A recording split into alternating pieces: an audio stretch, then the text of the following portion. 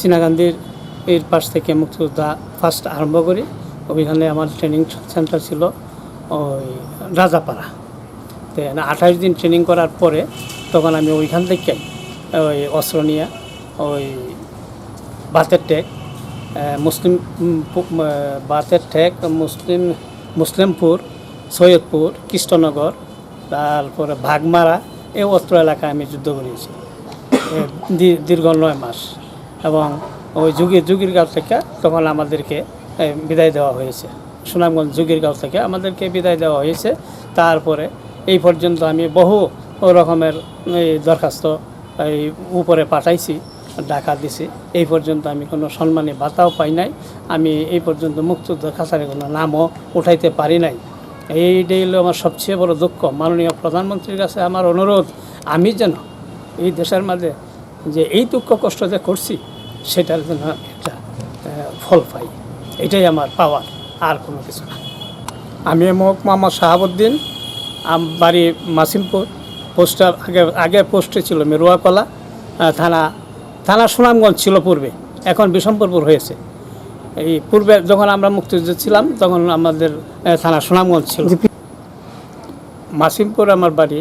মোহাম্মদ শামসুদ্দিনের ছেলে আমি, মোহাম্মদ শাহাবুদ্দিন। আমি ওইখান থেকে আমি মুক্তিযুদ্ধতে যাই। তখন আমার বয়স ছিল 18 মতো বয়স ছিল। তখন মুক্তিযুদ্ধতে যাই আমি। সিনাকান্দি আমাদের ক্যাম্প ছিল। হাবিলদার ছিল ওই আব্দুল গনি, মেজর আব্দুল গনি ছিল হাবিলদার। ওনার মারফতে আমরা এখানে ট্রেনিং করে সারিয়া রাজাপাড়া ট্রেনিং করে সারার পর আমাদেরকে বিভিন্ন জায়গায় পোস্টিং করে দেওয়া হয়েছে। তখন আমরা ওই ঝড়ঝরিয়া, তারপর বাসের টেক, আমপাড়া, এই মুসলিমপুর, এই সমস্ত জায়গায় আমি যুদ্ধ করি। বাসের টেকে একটা অ্যাক্সিডেন্ট হয়েছিল। পলাশের ইনামরলের ছেলে হাসিম, সে মেম্বার, ওই আমাদের মুক্তিযোদ্ধার কমিটির সে মেম্বার। সে অ্যাক্সিডেন্ট হয়েছিল, তার সমস্ত শরীরে গুলি লাগছে। তখন তাকে আনার মতো কোনো লোক ছিল না।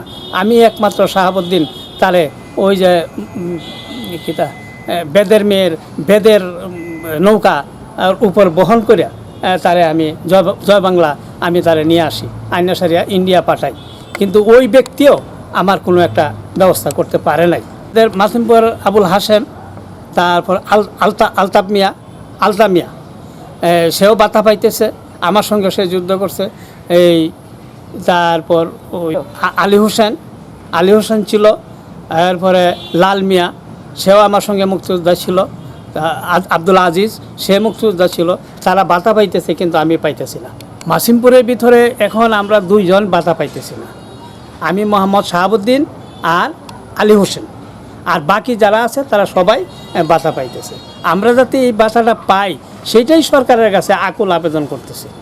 আমি মাননীয় প্রধানমন্ত্রীর কাছে আকুল আবেদন, আমার জন্য সেটা বাতা পাই মুক্তিযোদ্ধার, এই জন্যই আমি আবেদন করতেছি।